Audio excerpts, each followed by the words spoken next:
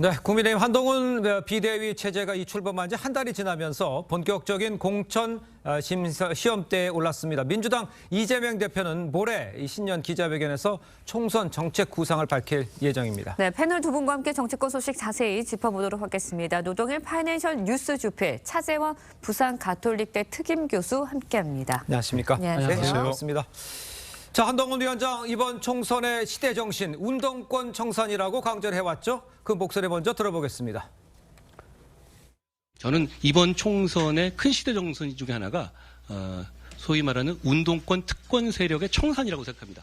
그분들 중에 상당 부분은 당시에 지금은 말은 조심하지만 저는 말씀드리겠습니다. 종북 성향으로 운동하셨던 분들입니다. 그리고 그분들에 대해서 임종석 의원께서 저한테 동시대에 있었던 학생들에게 미안함을 가져야 된다 이런 얘기했던데요. 그런 식으로 도덕적인 훈계를 들을 이유는 없습니다.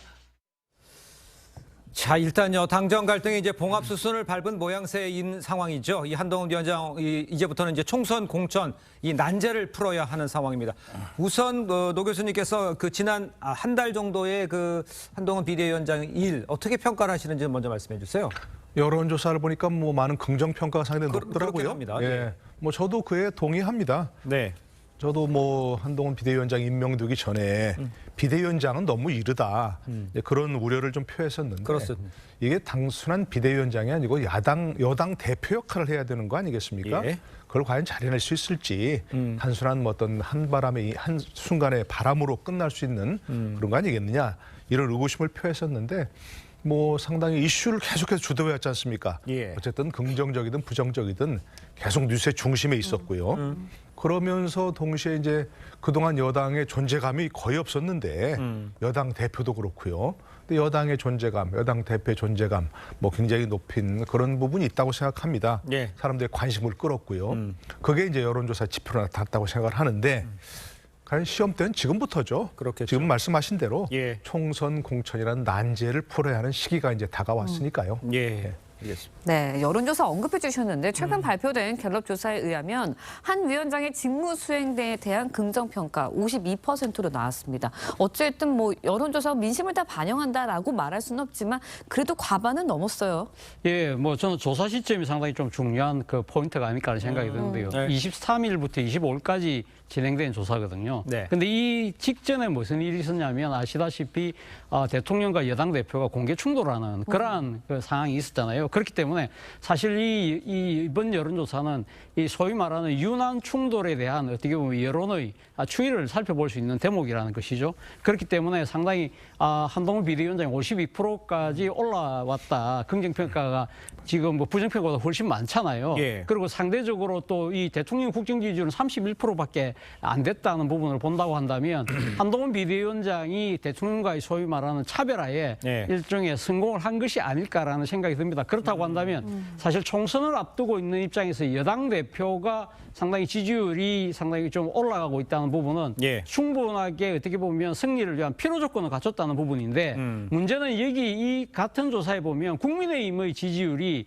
여전히 36%로 행보를 하고 있다. 예. 그리고 지금 한동훈 비대위원장의 지지율과 그러니까 국정평가, 예. 수행평가보다는 차이가 있다는 걸 본다고 한다면 이 소위 말하는 총선 승리를 위한 또 하나의 충분 조건인 당의 지지율을 견인하기 위한 여러 가지 노력들, 예를 들면 그러니까 대통령의 국정 변화의 모습, 그러니까 이 문제가 됐던 김건희 리스크에 대한 네. 대통령의 적극적인 대응, 예. 그리고 또 하나는 앞서 말씀하셨지만 이 총선을 앞둔 개혁 공천에 대한 기대 이런 부분을 얼마만큼 충족할 수 있느냐가 향후 이 최종 평가로 가름되지 않을까 하는 생각이 듭니다. 알겠습니다. 장 네. 교수님께서도 언급을 했습니다만 한동훈 비대위원장의 인기만큼이나 이것이 당의 지지도 상승으로 이어지지 않고 있다. 이 부분도 주목해야 된다는 지적해 주신 것 같습니다. 자, 이런 상황에서 당정 갈등이 완전히 봉합된 게 아니라는 평가들 지금 나오고 있잖아요.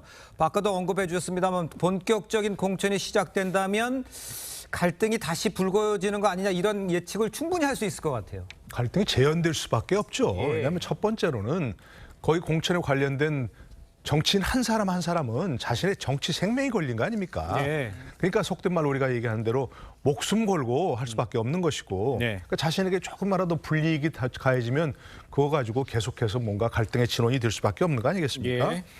더구나 지금 이제 또 한 가지는 이제 두 번째로 과거에 늘 있었던 거, 뭐 친이 친박 얘기, 지금 여당에서 네네. 뭐 또 뭐 친박 비박 얘기 이런 것들이 있었던 거 아니겠습니까? 그런 갈등이 또 재현될 수밖에 없는 게 왜냐하면 지금 또 이른바 용산 출신, 내각 출신들이 한 50여 명이 지금 공천을 좀 준비하고 있다는 거 아니겠습니까? 예. 그런 분들을 어떻게 할 것인가? 그리고 현역들과 또 그동안 그 비어있는 지역들이라 하더라도 위원장들이 많이 활동을 했지 않습니까? 그런 사람들과의 그 조율을 어떻게 해낼 것인가 네. 하는 게 그 관건이죠. 네. 쉽지 않은 일이고요. 그러나 그 기본적으로 여당에서는 뭐 윤 대통령이건 용산이건 또 여당이건 한동훈 위원장이건 예. 기본적으로 총선 승리가 목표 아니겠습니까? 그렇죠. 예, 그렇다면 그 갈등을 최소화하고 뭐 그야말로 지금 마련된 시스템에 의해서 공천하는 예. 그리고 한동훈 위원장도 그렇고 윤석열 대통령도 그렇고 공천에 직접적인 관여를 하지 않는 그런 쪽에서 서로 자제하는 게 이런 갈등을 최소화하는 방법이라고 할 수 있습니다. 알겠습니다. 네, 한동훈 위원장 이번 총선에서 운동권 청산을 강조했습니다. 어제 윤희숙 전 의원이 임종석 전 비서실장이 출마를 준비 중인 서울 중구 성동갑 지역에 출마 선언을 했는데요. 목소리 듣고 이야기 이어가겠습니다. 수도권 선거에 힘을 보태달라는 당의 간곡한 부름에 기꺼이 응했습니다. 이번 선거의 정신은 껍데기는 가라입니다. 모든 껍데기는 가고 알맹이만 남아야 합니다. 토착 왜구 그리고 죽창가 선동하는 언어로 적대심만 자극하는 그런 정치가 껍데기입니다. 네, 뭐 껍데기는 가라. 당의 간곡한 부름에 응했다라고 이야기를 했습니다. 중구 성동갑 지역에 출사표를 던졌는데 이걸 놓고 이제 한 위원장의 의중이 좀 본격적으로 담긴 게 아니냐 이런 일각에서의 이야기들이 나오고 있어요. 뭐 상당히 일리 있는 관측이지 않을까 하는 생각이 들어요. 앞서 뭐 말씀하셨지만 이 지역에 임종석 전 대통령 비서실장이 출마할 가능성이 높다는 거 아닙니까? 그렇습니다. 임종석 전 비서실장 같은 경우는 이 전대의 버장을 지냈던 대표적인 586 운동권의 그 일종의 상징적인 인물이잖아요. 예. 그렇기 때문에 윤인숙 전 의원이 사실 이 지역은 원래 본인 지역은 서초입니다만 예. 지금 이 지역으로 가겠다는 이유도 바로 그러니까 지금 그 한동훈 비대위원장이 앞서 우리가 그 자료화면에서도 봤습니다만 이 86 운동권 특권 정치를 청산하겠다는 그러한 취지에 적극적으로 부응하겠다는 뜻이기도 하고요. 예. 한편으로 국민의힘 입장에서 봤을 때도 윤희숙 전 의원 같은 경우는 경제 전문가이기 때문에 네. 상당히 그러니까 86 운동권의 기득권하고 대비되는 측면도 있다. 또 그리고 또 윤희숙 전 의원 같은 경우는 과거 이 임대차 3법과 관련해서 나는 세입자입니다는 그런 유명한 또 이 국회 연설을 통해서 예. 상당한 인지도를 갖고 있기 때문에 아마 국민의힘 입장에서는 충분하게 그러니까 맞설 수 있는 후보라고 아마 판단하는 것 같아요. 알겠습니다. 네. 자, 근데 그 지역구는 아니죠. 김경률 비대위원도 이제 정청래 의원 지역구에 이제 출마하겠다고 한 상황이죠. 이번 총선 프레임이 이제 운동권 청산으로 잡은 한동훈 위원장의 전략 이게 어떤지를 먼저 말씀해 주셔야 되는데 일단 민주당에서는 철진한 인형 공세다 이렇게 얘기는 하고는 있습니다. 네, 뭐 우선 첫 번째는 운동권 청산이라고 하는 거 일면 타당성이 있다고 생각합니다. 예. 한동훈 위원장의 얘기를 들어봐도 그것만으로 하겠다가 아니라 이번 시대 정신 중에 하나다라고 하지 않습니까? 네. 그런 이제 그런 청산 얘기하는 관점이 뭐가 돼야 되냐면 민주화 운동 한 게 나쁜 것도 아니고 그렇지 않습니까? 그렇죠. 예. 예, 민주화 운동에 투신했던 것도 자체가 나쁜 건 아닙니다. 그러니까 그걸 뭐 증오감으로 또 뭐 배타적으로 해야 될 건 아니고 문제는 뭐냐? 그 민주화 운동을 했던 분들이 그 40년 전에 했던 그 얘기했던 생각했던 것과 똑같은 세계관을 지금도 가지고 있는 거. 그게 문제라는 그런 것이죠. 결국 당시에 뭐 대한민국보다는 북한에 대한 정통성을 더 크게 인정했고 예. 또 뭐 독재 대 민주 이런 세계관을 갖고 있지 않습니까? 그런데 지금도 여전히 그렇지 않습니까? 반독재 투쟁 이렇게 얘기하는 거, 검찰 독재 얘기하는 거 이런 것들이 똑같이 다 그 당시에 가졌던 40년 전에 가졌던 세계관을 지금도 가지고 있다. 아하. 이게 문제라는 거죠. 예. 지금이 어떤 시대입니까? 인공지능이 이제 세계를 지배한다고 하고 뭐 또 로봇, 예. 드론 예. 이런 것들이 지금 판치는 세계인데 아직도 저 뭐 검찰 독재 운운하는 그런 것들이 문제라는 것이고요. 예. 두 번째는 청산도 좋은데 청산한 다음에 그러면 뭘 할 것인가 이걸 채워야 되는 거죠. 이사 간다고 이사 가서 새로운 가구를 사기 전에 예. 낡은 가구를 다 버렸는데 네네. 그럼 새로운 가구를 뭘 살 것이냐 예. 하는 문제를 얘기해야 되는 거 아니겠습니까? 아. 예, 그런 것도 조금 더 채워나가는 네. 플러스 알파가 있어야겠다 생각합니다. 알겠습니다. 다음 이야기도 잠깐 좀 짚어보도록 하겠습니다. 유승민 전 의원, 이준석 전 대표가 러브콜 계속 보냈는데 당에 남기로 했어요. 총선 공천도 신청하지 않겠다 이렇게 이야기를 했습니다. 잔류의 배경에 대해서 뭐 전략 공천이 남아 있다 뭐 이렇게도 지적을 하고 있는데 어떻게 보십니까? 일단 뭐 그러한 그 부분을 염두에 뒀다기보다는 네. 본인이 계속적으로 이야기해왔던 당에 대한 일종의 뭐랄까요, 이게 주인론 이런 거 있잖아요. 예. 그렇기 때문에 또 본인 지난 그러니까 박근혜 대통령 탄핵 국면 때 한번 당을 떠났던 기억도 있잖아요. 그 때문에 소위 말하는 배신자 프레임에 계속적으로 잡혀 있었기 때문에 그렇죠. 이분만은 자신의 그러니까 정치적 유불리를 따지지 않고 당에 대한 이 애정을 보여주겠다는 의미도 있고요. 또 한편으로는 사실 지금 제3지대에서의 빅텐트가 이준석 전 대표 그리고 또 이낙연 전 대표가 지금 주도를 하고 있기 때문에 예. 유승민 전 의원의 입장에서는 자신만의 공간을 만들기가 쉽지 않다는 예. 그런 현실적 계산도 했을 것 같고 네. 앞서 앵커께서 말씀하셨던 당에서의 전략 공천 여부도 아마는 조금은 생각하지 않았을까 생각도 듭니다. 알겠습니다. 네. 자, 계속해서 민주당 이야기도 짚어보겠습니다. 지금 이재명 대표가 모레 신년 기자회견에서 총선 정책 구상을 밝힐 예정으로 돼 있죠. 당내에서 친명계와 친문의 갈등이 고조되는 상황인데 글쎄요. 통합을 위한 메시지 또 그 메시지를 낸다고 그래서 이 통합이 잘 될지 이건 어떻게 보십니까? 뭐 그래도 그럼에도 불구하고 아마 이재명 대표 입장에서는 통합 메시지를 낼 수밖에 없는 것이죠. 그렇겠죠. 앞서 말씀하신 예. 것처럼 대변인은 이번에 그 지금 그 신년 기자회견의 포인트가 총선을 앞두고 있기 때문에 네. 지금 민생 회복을 위한 경제 정책에다 초점을 맞춘다고는 하지만 당장 사실 어떻게 보면 민주당의 발등의 불은 이 당내 계파 간의 갈등이잖아요. 그렇죠. 소위 말하는 비명과 친명과의 그 지금 갈등이 이제는 친명과 친문의 또 갈등으로 지금 이어지고 있는 상황이고 이와 관련해서 또 당내 그 강성 지지층이라는 개딸들의 또 여러 가지 목소리들이 커지고 있는 상황이기 때문에 이에 대한 이재명 대표가 어느 정도의 통합 메시지는 불가피하다 그런 생각이 듭니다만 앞서 말씀하신 것처럼 문제는 통합의 원칙은 이야기는 하지만 네네. 구체적인 액션 플랜을 어떤 걸 제시할 것인가 예. 그런 부분이 가장 큰 숙제가 아닐까 하는 생각이 듭니다. 네, 현재 뭐 민주당 상황을 보면 통합의 메시지 내놓을 수밖에 없다라는 말씀을 해주셨는데 선거제 개편을 놓고도 어떤 입장을 밝힐지 여기도 관심이 쏠리고 있거든요. 그러니까 지금 선거가 뭐 한 70여일 남았잖아요. 예. 근데 아직도 지금 축구를 할지 야구를 할지 족구를 할지 정해지지 않은 상황이니까 예. 선거제라는 것은 경계 룰 아닙니까? 그렇습니다. 그걸 1년 전에 지금 확정하게 되어 있는 법을 어기고 이렇게 한다는 게 말이 되나요? 축구를 하더라도 지금 15명이 할지 11명이 할지 아직도 정해지지 않았다. 예. 그건 지금 민주당이 입장을 정하지 않아서 그런 거예요. 그렇습니다. 예. 뭐 국민의힘 입장은 과거처럼 병립형으로 돌아가자. 예. 이게 분명한데 결국은 그 비례대표를 어떻게 뽑을지 이에 대해서 준연동형이라는 걸 고집할지 연동형으로 갈지 아니면 뭐 비례대 병립형으로 갈지 예. 또 권역별로 갈지 이것들 아직도 민주당 입장을 정하지 않고 있는 그것 때문에 그런 것인데 너무 지금 민주당 특히 이재명 대표가 자신의 유불리, 거취 이 문제만 가지고 하는 것은 네. 결국 명분을 국민들에게 설득하지 못하는 그런 걸 생각합니다. 네. 이른바 또 지금 현재 또 뭐 이재명 대표가 개항을 출마하지 않고 네네. 비례대표로 가기 위해서 병립형을 또 선택할 것이다.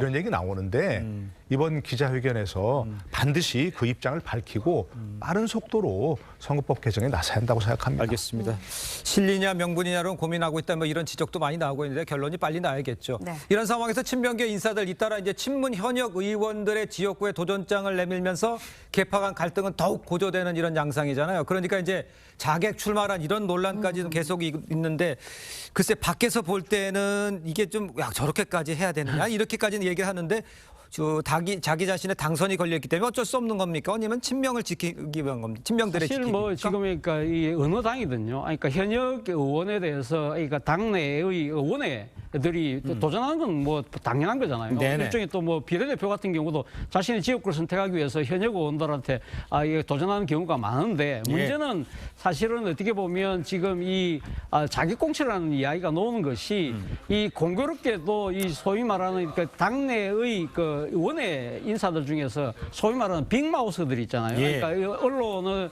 많이 노출됐다든지 그리고 개인 유튜브를 통해서 인지도가 높은 사람들이 마치 짝이라도 한 듯이 이 비명 또는 친문의 현역 의원들한테 1대1로 맞붙는 구도가 지금 만들어지고 있다는 겁니다.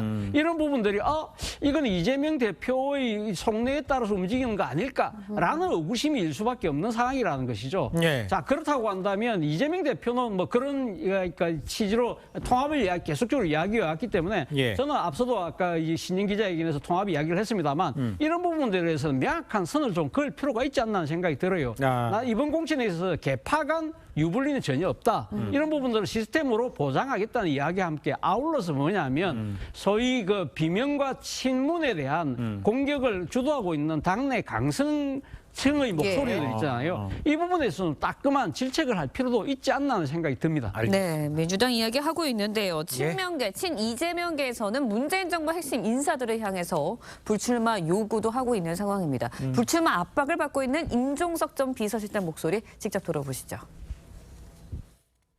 당연히 문재인 정부 때 일했던 많은 사람들의 참여도 덧셈 정치인 것이고 또 새로운 사람들을 더 우리가 포함시켜내야지 지금 배척하는 정치를 해서 이재명 대표에게 민주당에게 또 총선에 무슨 도움이 되겠습니까?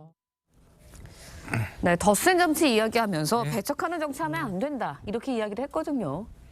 그야 정말로 진리죠, 그거야. 그렇지 않습니까?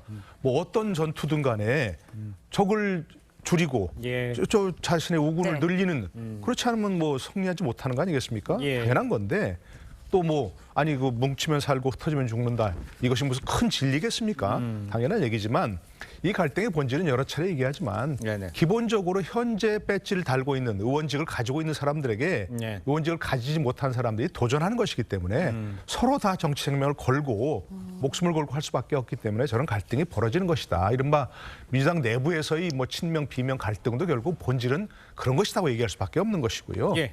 그런데 문제는 바로 이제 그런 것들이죠. 지금부터 어떻게 조율할 것인가 하는 그런 문제인데 이재명 대표의 생각은 기본적으로 뭐 많은 사람이 당선되는 것보다는 이 민주당이 철저한 이재명 당으로 바뀌는 게 좋다. 막 이런 것이기 때문에 총선에서의 어떤 압도적인 승리보다는 결국은 민주당 이름을 달고 이른바 친명 개 인사들이 많이 당선되는 게 바람직하다.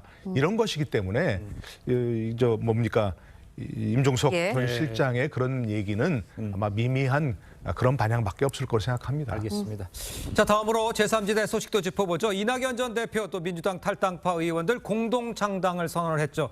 예정된 수순이다 이렇게 봐야 되는지 또 앞으로 이낙연 전 대표가 총선 출마는 뭐 얘기 다시 한번 생각해 보겠다고 했는데 가능성은 있는지 어떻게 보십니까? 일단 뭐 지금 양측에서 소위 말하는 각자 도생을 통해서는 정치적인 파괴력이 약하다고 판단하는 것 같아요. 네. 이낙연 전 대표 입장에서는 당 현역이 한 명도 없잖아요. 그렇기 때문에 현역 의원이 이제 필요하다는 그러니까 이제 필요성이 있었던 것이고요. 예. 그리고 또 이 지금 탈당파들이 만들어낸 새로운 연합 같은 경우는 아무리 현역이 3명이 있다고 하더라도 이낙연 전 대표만큼의 정치적 파괴력이 모자란다. 예. 그렇다고 한다면 양쪽이 손을 잡는다는 것 자체가 네네. 상당히 시너지 효과가 크다고 볼 수 있는 것이고 예. 또 한때 같은 정당에서 몸을 담았던 분들이니까 예. 아무래도 통합의 효과가 좀 더 가속화될 수 있겠다는 판단을 한 것 같고요. 예. 그리고 또 한편의 또 하나의 문제가 방금 말씀하신 이낙연 전 대표의 지역구 출마 여부인데 저는 아무래도 출마할 수밖에 없지 않을까 하는 생각이 들어요. 그렇습니다. 뭐 이낙연 전 대표는 자신의 정치적 희생과 헌신을 이야기하면서 불출마를 이야기를 했지만 예. 그러나 지금 이 신당의 입장에서는 본다고 한다면 상당한 좀 이 그 뭐랄까요 이 구도를 흔들어 놓는 그런 효과가 필요한데 그런 측면에서 본다고 한다면 이낙연 전 대표가 어느 한 지역에 출마하는 것이 효과적이라고 판단할 것인데 그 지역이 어딜 것이냐 제가 봤을 때는 뭐 지금 이준석 전 대표가 요구하는 이야기하는 개항을보다는 네. 아무래도 이 지금 이 호남 예. 그러니까 민주당의 안방이라고 할 수 있는 예. 광주 출마가 좀 더 유력하지 않을까 생각이 듭니다. 예. 네, 이낙연 전 대표 민주당 탈당파 의원들 일단 가칭입니다. 개혁 미래당이라는 이름으로 공동 창당 선언을 했습니다. 네. 그런데 이준석 대표 이 당명에 굉장히 불쾌감을 좀 내비쳤어요. 기싸움이라고 봐야 되나요? 그래서 이제 이게 아직 뭐 잠정적인 이름이니까 아직 확정됐다고 볼 수는 없는데 그래서 개혁 미래당이라는 것에 대해서 불편함을 내비쳤다. 개혁이라는 그 이름이 글자가 네. 이준석 대표가 독점할 수 있는 그건 아니잖아요. 그렇죠. 특정한 명칭이 아니고 뭐 누구나 쓸 수 있는 그런 명칭이니까 그에 시비를 걸 가능성은 없는, 그 필요는 없는데 왜 그러냐, 두 번째 왜 그러냐면 아마도 이제는 그 이른바 여기 개혁 미래당 세력하고 본인이 얘기한 개혁 신당 세력하고 함께할 가능성은 거의 없다 하는 걸 내비치는 거 아닌가 싶습니다. 예. 이미 개혁 신당이 만들어지면서 저렇게 양양정으로 같이 한 것은 그쪽으로 가겠다, 자신들은 어떤 특정한 방향으로 가겠다는 걸 암시하는 것이고 네. 더더구나 지금 이낙연 대표를 중심으로, 전 대표를 중심으로 한 그 개혁 미래당과는 너무나 어떤 지향점이 다르잖아요. 예. 그동안 정치해온 지향점도 다르고 관점도 다르고 하기 때문에 가치를 함께 할 수 있는 그런 세력은 아니다라는 걸 보여주는 것이고요. 예. 이미 빅텐트 얘기하는데 예. 이미 두 개의 텐트를 쳐버렸잖아요. 그러면 그걸 어떻게 합쳐서 큰 텐트를 만들겠습니까? 예. 그런 것을 암시하는 거라고 할 수 있습니다. 알겠습니다. 빅텐트에 대해서는 조금 부정적인 이야기를 좀 해주신 것 같은데 예. 그러나 일단 제3지대로서 영향력을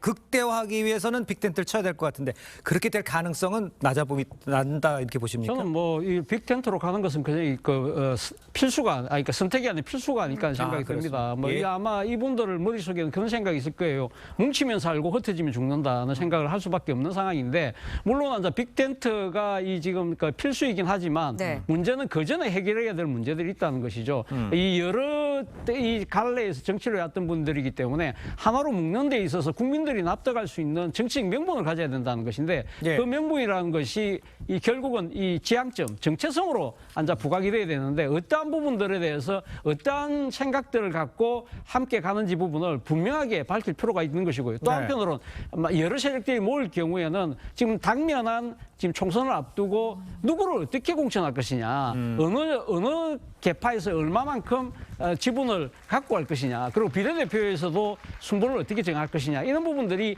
상당히 난간임에는 분명합니다만 그래서 아마 설전에는 빅텐트가 저는 되기는 힘들지만 그러나 이 지금 공천 그러니까 지금 거대 정당들의 공천이 본격화하기 전까지는 아마 뭉칠 가능성이 저는 크다는 생각이 듭니다. 네, 제3지대 빅텐트 이야기까지 해봤는데 이번에는 예. 이준석 대표 행보도 좀 짚어보도록 하겠습니다. 지난 주말에 서울 강서와 마포 찾았습니다. 수도권 민심 공략 나섰는데 강서는요 여당이 이제 보궐선거에서 참패한 지역이고 마포는 김경률 비대위원회 사천 논란이 불거진 곳이거든요. 어떤 의미가 있다고 보셨나요? 글쎄 본인은 뭐 정책을 홍보하기 위해서 그렇게 했다 얘기하는데 그렇게 하려면 상계동 가야 되는 거 아닌가요? 그죠? 상계시장을 가든지 예. 그렇게 해야 되는 것일 텐데 본인도 출마하겠다고 지금까지 얘기하고 있으니까요. 네.